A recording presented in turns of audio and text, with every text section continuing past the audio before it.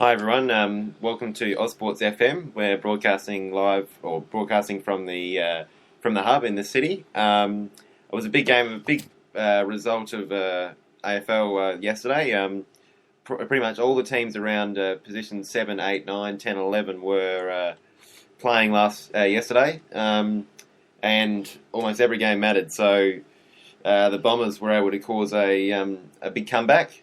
They were down by about 35 points in the third quarter and ran over the top of the Eagles. The Crows blew their opportunity once again to solidify their spot in the 8 against the Tigers. Collingwood had a shocker against the Lions. They lost about 3 or 4 players to injury and ended up losing by about 70 points to a team on 15th in the ladder. Port were just able to sneak over the line against the Gold Coast in some pretty wet and horrible conditions up on the Gold Coast. And what was the other game? We had the Swans doing fairly comfortable job over St Kilda. But yeah, the 4 games preceding that match were all sort of had huge ramifications for the finals and some very interesting results as well. It's a very good morning, and yes, you are right, Henry. And just if the Crows had got over, that would have knocked Richmond down to 12th and basically ended their season. But yeah, exactly. I mean, incredibly, if West Coast had beaten the Bombers yesterday, they would have gone from 12th to actually being in the finals. So, because they are only 1 win behind the Crows, and their percentage is fairly good at 111. So, it just shows how even it is at the moment. Richmond ended up losing that game yesterday, and they would definitely be out of finals contention. But a win from them, and they put themselves right in the hunt for the top 8.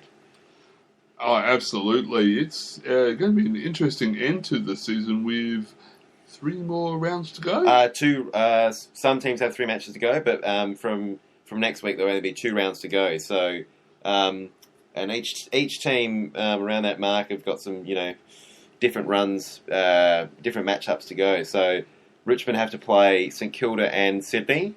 The Crows have to play North Melbourne and St Kilda. Collingwood have GWS next week. And while that looks like a fairly easy game, if they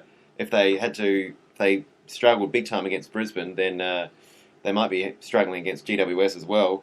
And the Gold Coast, I think they're probably just about gone, but Collingwood, Richmond and Adelaide all have some, probably all could win 1 game of the next 2.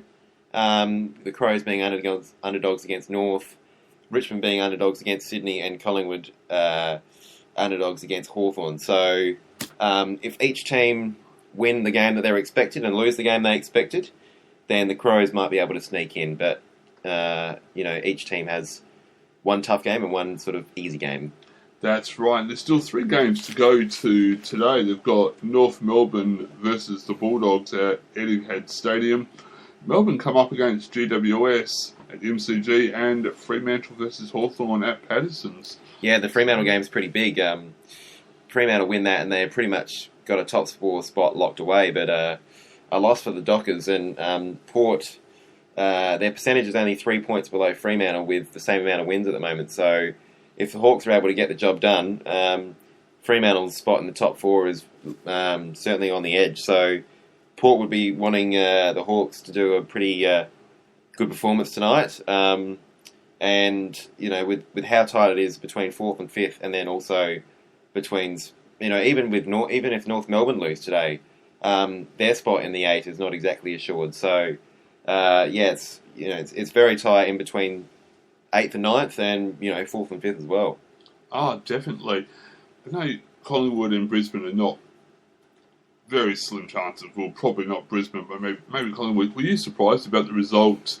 Brisbane getting over Collingwood last night? Oh, absolutely. I mean, no one would have been able to see that coming. But when you see you had Pendlebury being a very late withdrawal, Jamie Elliott was a late withdrawal as well.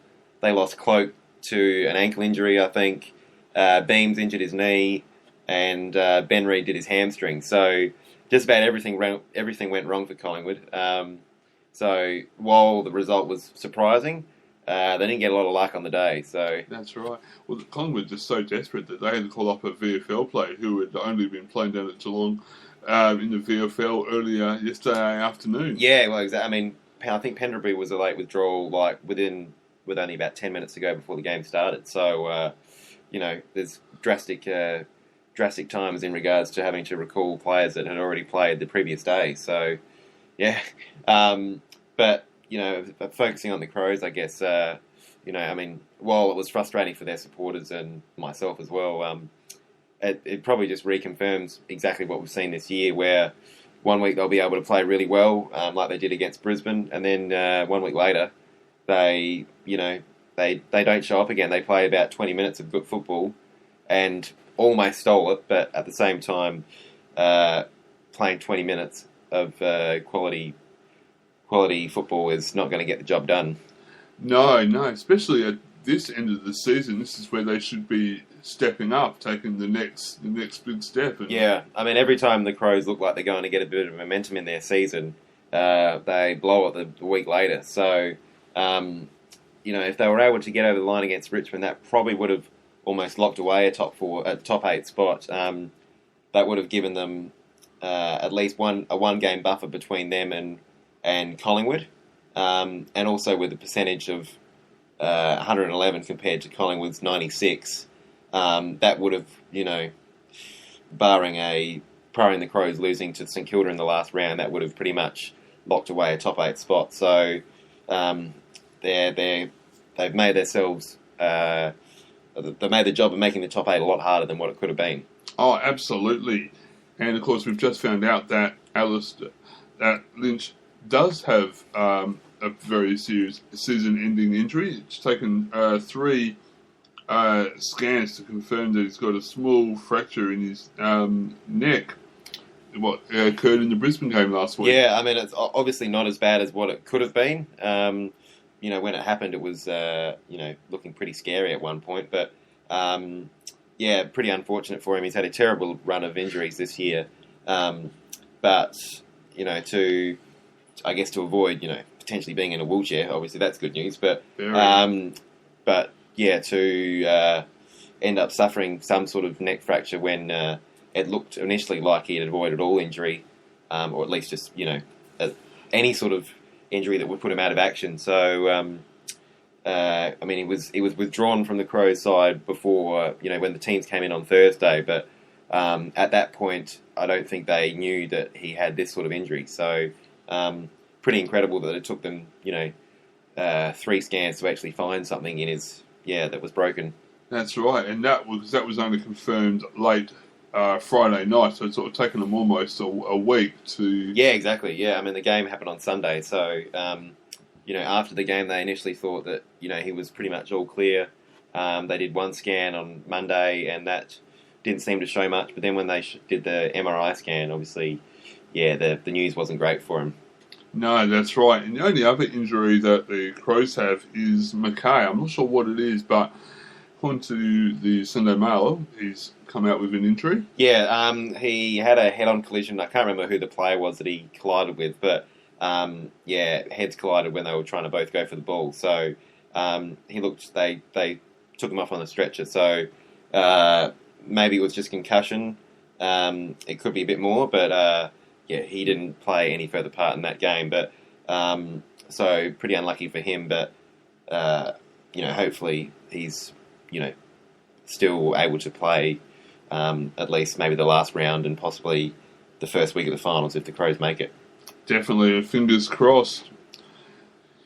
Right, well, is that... I think we'll probably just talk a bit about the Port game as well. Yes, definitely. Better not leave them out. No. They were, not lucky in the end because they still, got over the line in a very wet and scrappy game. But at one point in that match, they were looking in a bit of trouble. I think the Suns were up by about 2 goals sort of in the second and third quarter. Port's class obviously just got them over the line in the end, but Port were up by about 3 goals in the fourth quarter, and then the Suns kicked the next 2 to make it a bit of a very exciting finish. So it was only 3 points the difference with 2 minutes to go, I believe, and Obviously Port ended up getting over the line, but a few nervous moments for them. A loss for them would have, definitely ended their top four hopes, and still wouldn't have put them. A loss would have not made them a top 8 certainty, but with the win, I think they're officially in, being 3 games clear of Richmond with 2 games to go, so they're 100% in the finals. But and now with tied on wins with Fremantle, they're still in with the top 4 hope, regardless of the fact that, or even ignoring all the previous sort of 6 or 7 weeks of their form, they're still in with a shot of finishing in the top 4. Definitely. Port Adelaide coach Ken Hinkley was thanking the Queensland Skies for their downpour yesterday, as Port found its hard edge again with a 9-point win in the end against Gold Coast and Metricon. So he was actually thanking the weather. And I'm not sure if the players were, but no, Ken Hinkley was. I think he was probably happy in hindsight, but the way Port play, they probably, it probably doesn't really suit them the wet weather. But in the end, they got the win, and it was a very, very wet and tight game. To only have just over 100 points scored between the two teams showed that it was pretty difficult to score goals on the day. Absolutely. So, look into your crystal ball, do you think there will be a Crows and Power in the way that it's currently looking at the moment, Port are 5th and the Crows are 8th. So if the season ended today, then that's what would happen, which would make South Australia very excited. But it's still too difficult to tell, especially when we've seen what happened yesterday with a number of different results that sent the ladder sort of upside down, sort of thing. So Fremantle lose big today, and Port are back in 4th spot. So, but probably the way that the results are going at the moment, Port v Adelaide is probably the most likely scenario, which would be very exciting for the state. Oh, absolutely. We can only wait and see. We'll lead into a song, and then we'll discuss the SANFL results so far this week.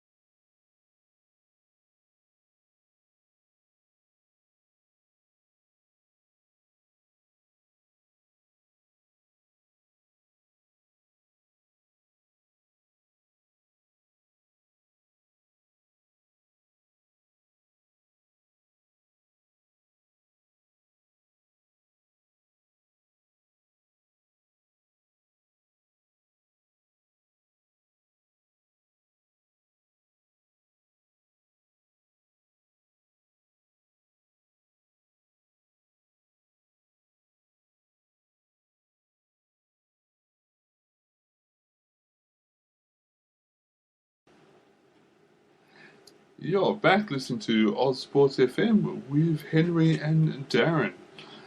And we're going to be talking about the local league now. That's the South Australian National Football League.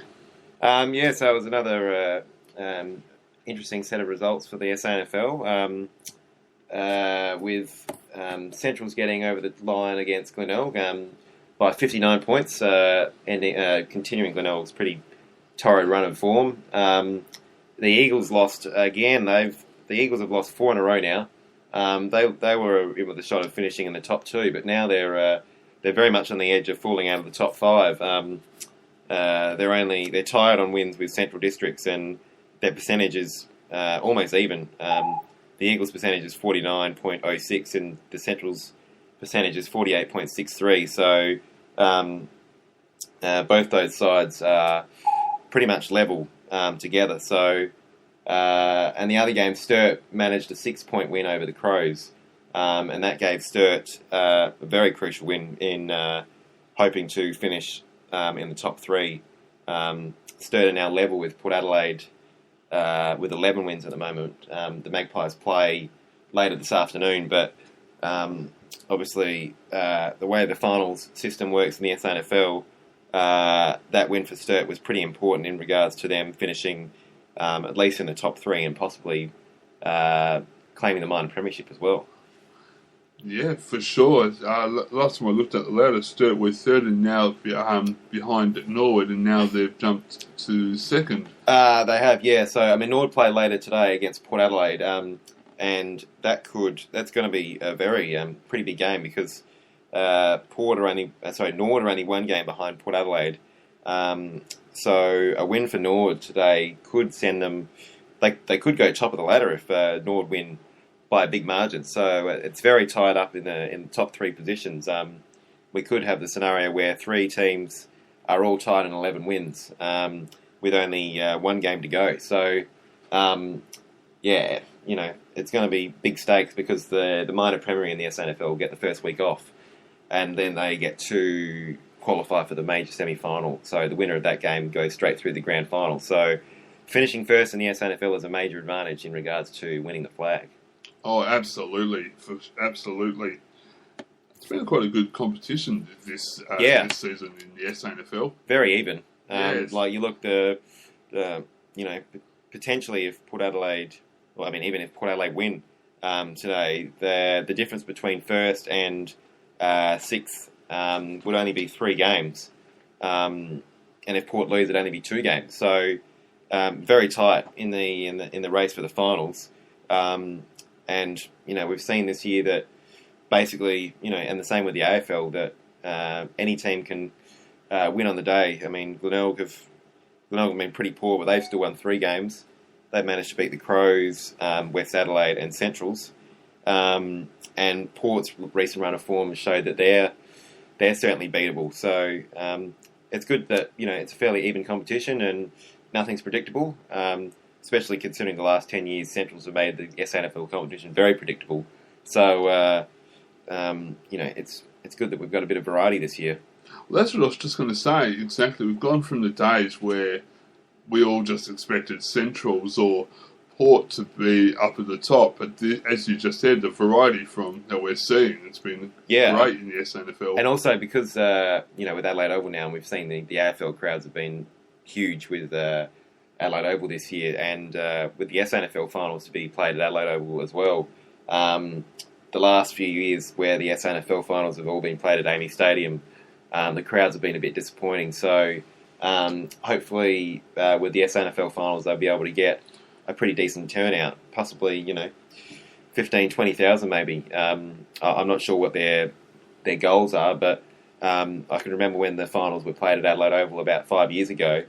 15,000, 20,000 was certainly not out of the question. So should be a pretty exciting final series. Oh, definitely. I'm so looking forward to it.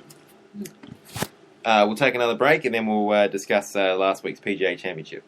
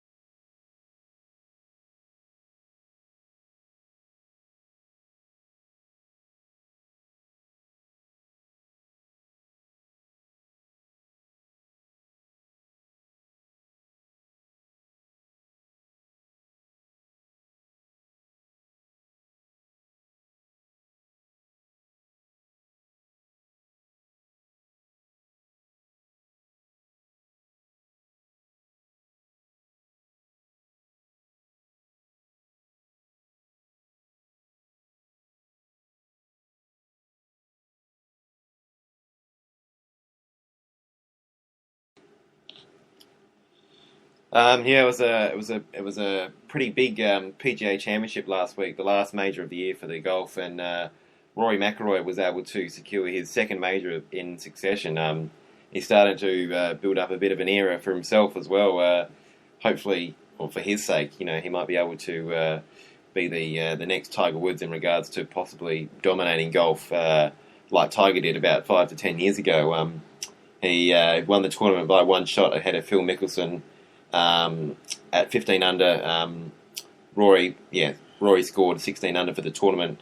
Henrik Stenson was third with 14 under. Ricky Fowler, who did have the lead in the last round, finished fourth at 14 under. Equal third at 14 under.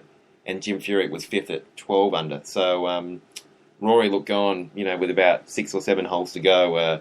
He lost the lead, and Phil and Ricky Fowler were sort of the two that looked most likely, but Rory managed to claw his way back into first spot, and to be able to win 2 majors in succession is a pretty amazing achievement, I would say. Oh, it is. I'm saying I'm not a real big golf fan, so I'm not totally au fait with golf, so I have to rely on you. But no, that sounds pretty impressive. Yeah, I mean, I'm not the biggest golf person either, but to win basically 2 of the biggest tournaments of the year back to back shows how hot his form is at the moment. He's world number 1. This was his 4th major, I think, for his career. Tiger Woods has 14, so he's still got a long way to go to possibly pass Tiger Woods. But clearly, Rory's the number 1 golfer in the world by quite a fair margin. And the sort of a lot of the celebrity papers like to discuss his recent split with Caroline Wozniacki, and so far since he split with her, he's won 2 major golf tournaments. So whether she was bringing his form down or I don't know, it's just a bit of a coincidence that that split has led to his spike in form, I guess. Yeah, it definitely sounds like it. And the Aussies, how did the Aussies fare? So Jason Day, I think, was the number 1 contender. He finished on 9 under, I believe. He did have the lead going into the 3rd day, but struggled late. He only scored 1 over for the final day, where all the other major contenders scored between 3 and 6 under. So he didn't have the greatest last day. Possibly being, well, not possibly, being between sort of 3 and 6 shots back between the rest of the field in the last day. So he could have been right up there. He might not have won the tournament, but he missed his chance to, finish in the top sort of 5 or 6 for the tournament. Adam Scott also finished at 9 under as well. So the two best Aussie golfers were the 2 best performing in their tournament. Adam Scott went into the 3rd major of the year as the world number 1 and lost his mantle to Rory, but he's still 2nd in the world and is going pretty well at the moment. So definitely. And where are they off to next? I'm not exactly sure. I mean, the next major tournament is the Ryder Cup, so obviously the Australians aren't involved in that because that's between the United States and Europe. So so most of the world's best golfers will be there, but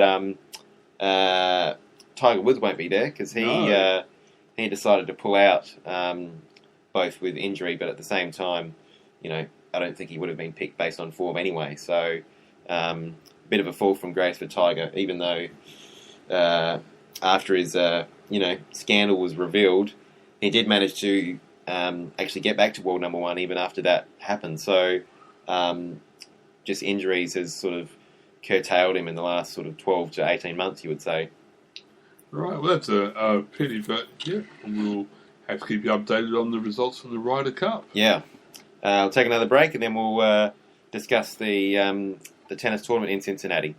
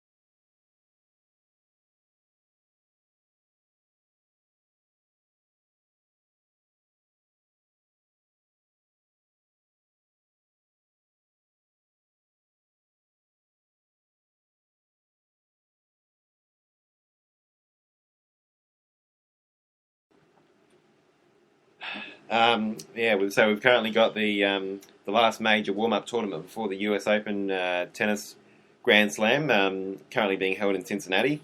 Both the men and women are there this week, and the one finalist has already been decided in the men's draw. David Ferrer from Spain was able to beat Julian Benneteau 6-3, 6-2. So the number 6 seed, David Ferrer, is into the final, and the next semi-final will be coming up shortly later this afternoon between Roger Federer and Milos Raonic from Canada. Raonic went his way through to the semi-final 6-1, 6-love, so Raonic did a pretty comfortable job in his quarter-final. Federer was able to get the better of Andy Murray, so that's a pretty good win for Roger. Before that game, I think he had a negative win-loss record against Andy Murray. So, Murray's always a dangerous player when he plays Roger. In the women's draw, we've got Serena won her way through to the final against Caroline Wozniacki, Rory's previous partner, as we discussed. Yes. Yep. Serena won 6-2, 2-6, 6-4. And in the other semi-final, we've got Anna Ivanovic and Maria Sharapova currently tied at 1 set each. Ivanovic won the first set 6-2 and lost the second set 7-5. And it's currently 5-all, 30-all in the third set. So very tight finish there in that other semi-final. The other interesting result that happened in Cincinnati, we had the number 1 seed, Novak Djokovic. He had another poor run of form since his Wimbledon win. He got knocked out by Tommy Robredo in the third round. So Djokovic has lost early in both Montreal and in Toronto and Cincinnati. So the number 1 seed, Djokovic, would be a little bit wary about his form going into the US Open. And the other, obviously, major player that would be worried would be Rafa. And Rafa hasn't played in Toronto or Cincinnati, so with injury. So he would want to be... I'm not sure if he's considering pulling out, but he'd have to be a little bit concerned that he hasn't been able to compete at either of these tournaments. So if he does play, he'll be going in cold and without any match practice into the fourth and final major of the year. Definitely. And talking about the last major of the year, some Australians have been given wildcards into the US Open. So Kyrgios will be there. I believe Leighton would qualify via his ranking. I think Kokkinakis might have got a wild card. I think so, but don't quote me. I think Stosur might have too. I think Stosur would qualify via a ranking. So there'll still be the Matosevic would be there. Tomic. So I think at Wimbledon we had probably almost one of the largest field of Australians for quite a while. So while we haven't got many Australians sort of right up the top of the sort of tennis rankings at the moment, we're starting to build a bigger base of players inside of the sort of the top 100 in both the men's and the women's draw. So absolutely. And would you say Kyrgios would have to go in as a slight favourite after his success? He would probably be the Australian that's got the most form at the moment.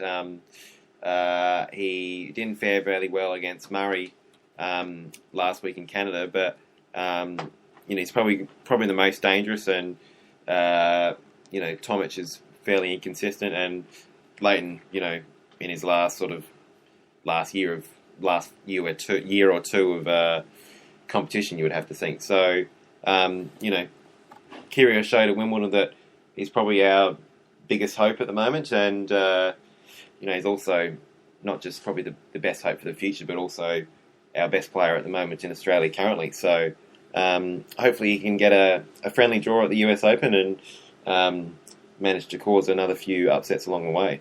It'd be good if you can. We'll take another break and then we'll discuss last night's game between Australia and New Zealand at ANZ Stadium.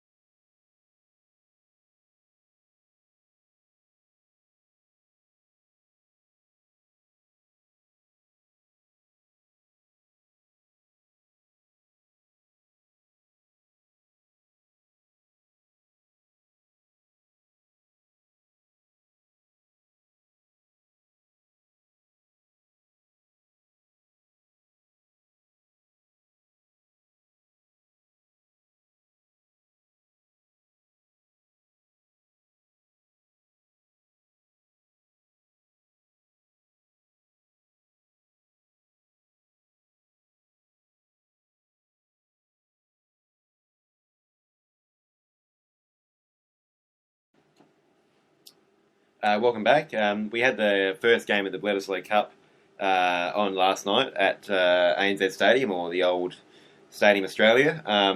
It was a 12-all draw between Australia and New Zealand, and Australia looking to win the Bledisloe Cup for the first time in 12 years. It's been one of the longest droughts in probably Australian sport between the two biggest rivals in rugby. And there's still 2 games left to go in that series. But the Bledisloe Cup is also sort of contested in the middle of the former Tri-Nations and now 2014 Rugby Championship, because Argentina is included in that series now as well. So right, okay, yeah. There you go. So South Africa played Argentina last night as well, and South Africa ended up winning 13-6. But obviously, the Australia would be looking to return to a bit of form against their biggest rivals, and last night I would assume would be pretty promising for them. I would think so. I think so. Even though it was a 12-all draw, I think it would have given them great confidence going into the rest of the series. Yeah, exactly. I mean, because they haven't won the series for 12 years. Any sort of promising result would be pleasing for them. We had the Waratahs, the New South Wales Waratahs, ended up winning the Super Rugby this year. So we've already got one Australian team that show that they're probably the best in club rugby, and now that championship for them is sort of would be beneficial for the Australian team this year, I would think, into the international series. So I would have to, because I'm sure there's a lot of players from the Waratahs that are in the Wallabies. And absolutely, yeah. And also last night we had the first lot of matches in the English Premier League season this year. It was the debut game for Louis van Gaal at Man United after David Moyes was sacked last year, and Louis van Gaal doesn't look like he's going to get... it's hard to tell after one game, but he hasn't had the greatest start to his managerial career at Manchester United either. Man U lost 2-1 to Swansea, so that was a pretty big upset in the opening game. The other results we had were Everton had a 2-2 draw with Leicester, Hull City won 1-0 over QPR, Aston Villa beat Stoke 1-0, West Bromwich Albion and Sunderland had a 2-2 draw. Tottenham had a 1-0 win over West Ham, and Arsenal won 2-1 over Crystal Palace. So far too early to tell about clubs' potential this year, but some interesting results so far, and especially the first game at Old Trafford. So yes, definitely. I heard that. Yeah, there was a bit of controversy over the Man U Swansea game. Yeah, not a very good start. No, not at all. I mean, they would want to, shrug the mediocrity that they had last season for a massive club like them. Finishing outside of even the top 4 is a massive fail for them. So it hasn't been the greatest start for them. And I do know that Man United have got a pretty, on paper it looks like a pretty easy run so far at the start of the season. So they haven't made it count so far after one game, but they will be looking to capitalise on that, early run of fixtures before they have to play some of the bigger teams later in the year. For sure, absolutely. And there's still, 2 games to come? We've got 3 games left for the first round. Liverpool play Southampton, Newcastle play Manchester City, and in the last game, Burnley, in their return to the Premier League, they play Chelsea first up. So some pretty big game between Newcastle and Manchester City.